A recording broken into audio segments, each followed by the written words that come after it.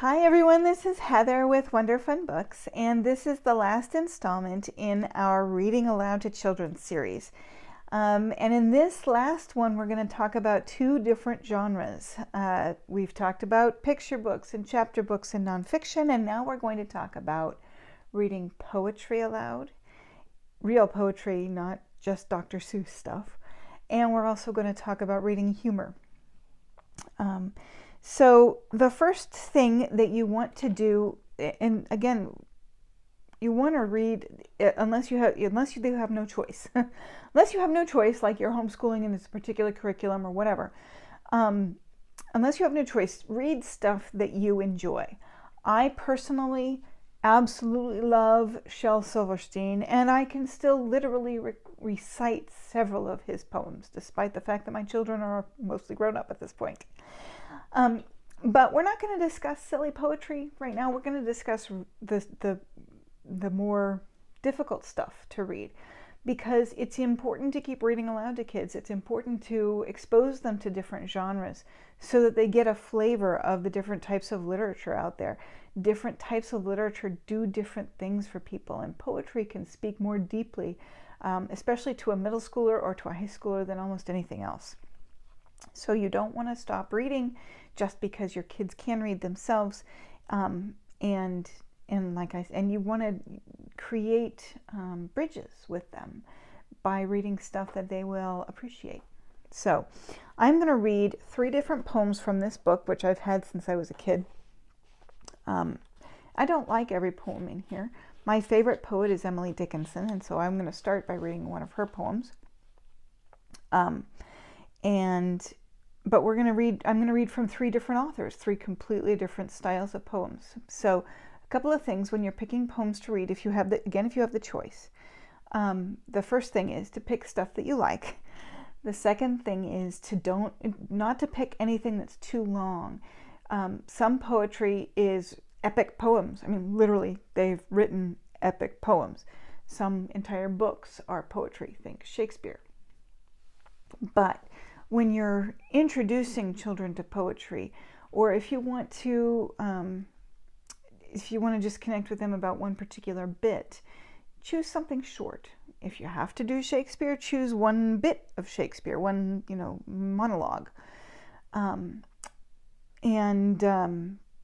one soliloquy, depending on your point of view. So at any rate, so choose something short, choose something that you understand. Especially if you have to, like for example with Shakespeare, if you're going to have to explain words to the kids, choose something that you understand, and read it in advance so that you can make sure you know the rhythm and the cadence of it, especially if it rhymes or has any particular rhythm. Some don't, and that's okay, because it's all poetry. All right, Emily Dickinson's I Died for Beauty. I died for beauty, but was scarce adjusted in the tomb, when one who died for truth was lain in an adjoining room. He questioned softly why I failed. For beauty, I replied, and I for truth. The two are one. We brethren are, he said. And so, as kinsmen met a night, we talked between the rooms until the moss had reached our lips and covered up our names. So I love that poem. It strikes me that beauty and truth can be so deeply intertwined as to be called brothers in this poem. And again, it's short. Again, you're modulating, the pace of the words. You're pausing when things need to be emphasized, like when one who died for truth was lain. So you're pausing for emphasis. So this is 3 stanzas of 4 lines, and sometimes, so with Emily Dickinson, and it's completely different with other poets, okay? But with Emily Dickinson, you don't necessarily pause at the end of each line. Sometimes you do, but you don't necessarily. And so And so there were times where I paused and times where I didn't after each stanza. All right, next, something completely different. This is from Lewis Carroll. This is the poem Jabberwocky, and it is full of adventure. So you'll see a little bit of movement here with this one.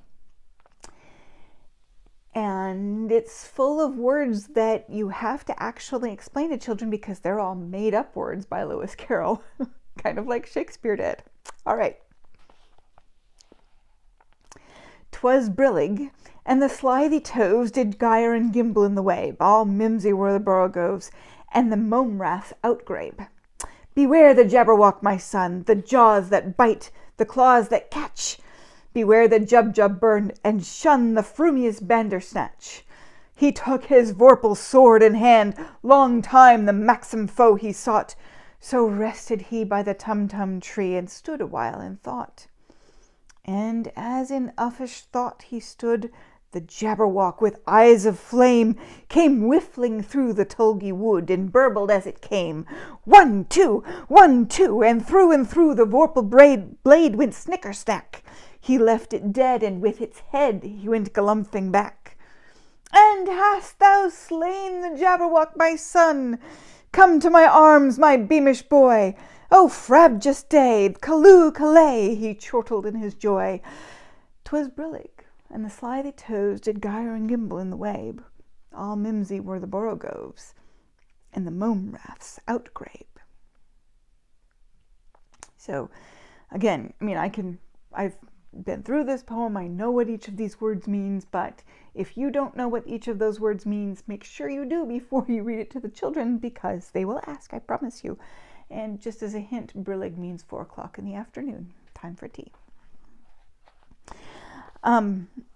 So that's another completely different poem, as you can tell, and it had more of a rhythm to it, more of a cadence than Emily Dickinson's did. And now this is Robert Frost, and here's another tip for reading poetry: start more contemporary if you can, because the further back in time you go, the more difficult the words can be. And obviously Lewis Carroll is a horse of a different color, but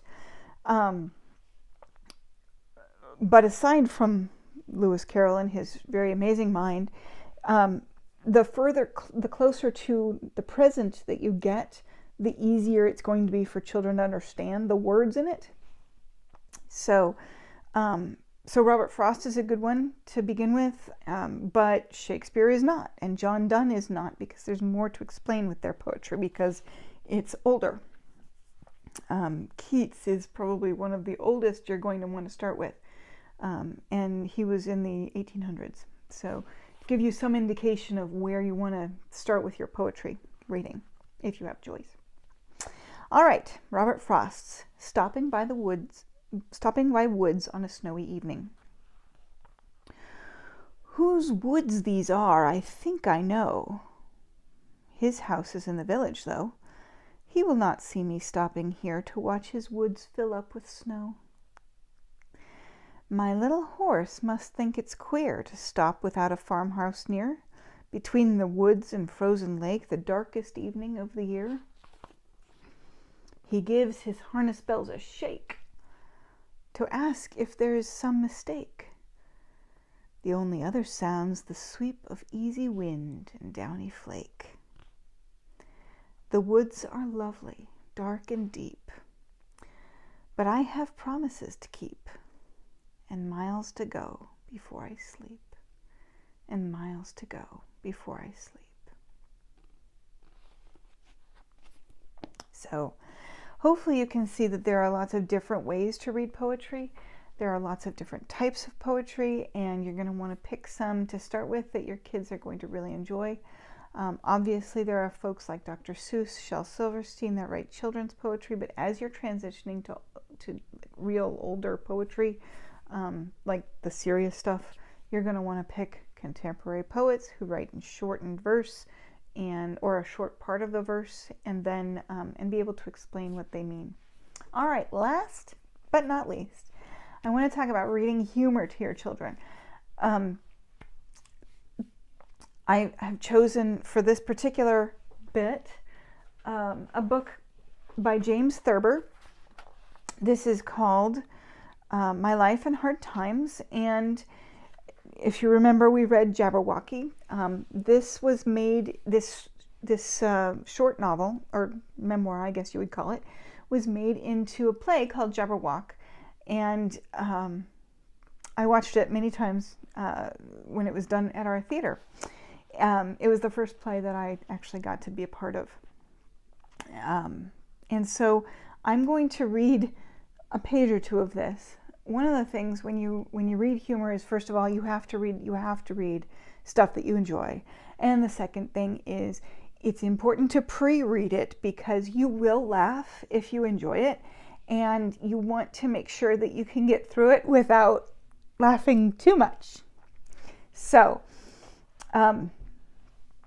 okay, so this is set in the 19-teens, like the 1910 to 1920 type of a time range, and it's really funny. So this is James Thurber. This is from a story called More Alarms at Night.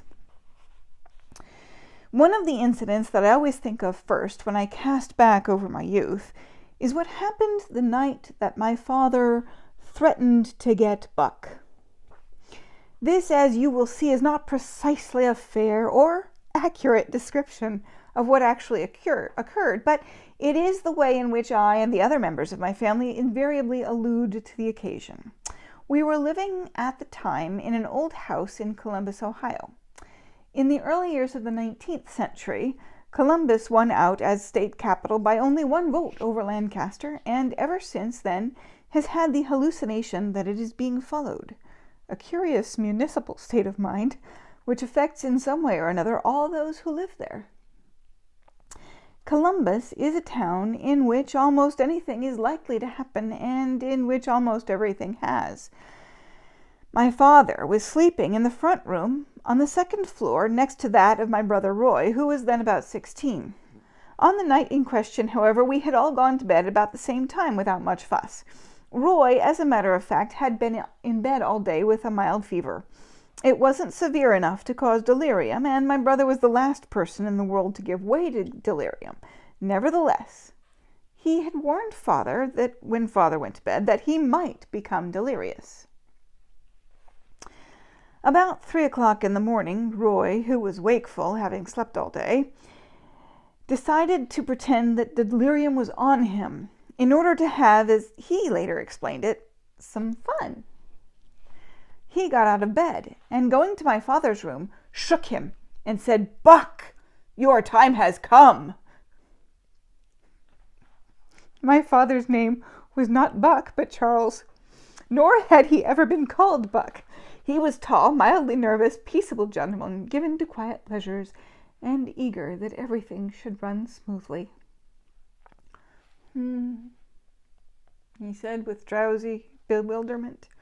"Get up, Buck," my brother said coldly, with a certain gleam in his eyes. My father leaped out of bed on the side away from his son, rushed from the room, locked the door behind him, and shouted us all up.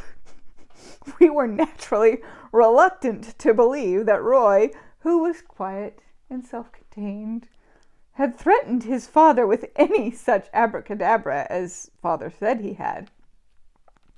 My older brother Herman went back to bed without comment. "You've had a bad dream," my mother said. This vexed my father.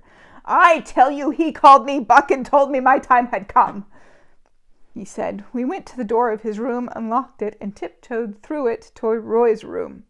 Roy lay in his bed, breathing easily, as if he were fast asleep. It was apparent at a glance that he did not have a high fever. My mother gave my father a look. "I tell you he did," whispered Father. Okay, so that's an example of humor, and the story goes on, and it's really quite funny. I really enjoy James Thurber. So, but imagine if you were a mild-mannered gentleman and somebody shook you and told you your time had come and called you by the wrong name, how that would how that would feel. So you're going to, when you read humor, again, you're going to have to try to read it without laughing too much so that your words don't become jumbled, and so that you can still get the point across and still, find it funny, and share the humor with other people. So at any rate, I hope that this was instructive. I hope that you enjoyed it, and I hope that you don't shy away from reading some of the harder genres to your kids just simply because they are harder, because the more you practice, the better you're going to get at it. So read poetry, read humor, read nonfiction to your kids, because the more you read to them, the bigger the vocabularies get, the bigger their, the more they know, the further they can go. So thank you for watching, and I really hope that you enjoyed this. Happy reading.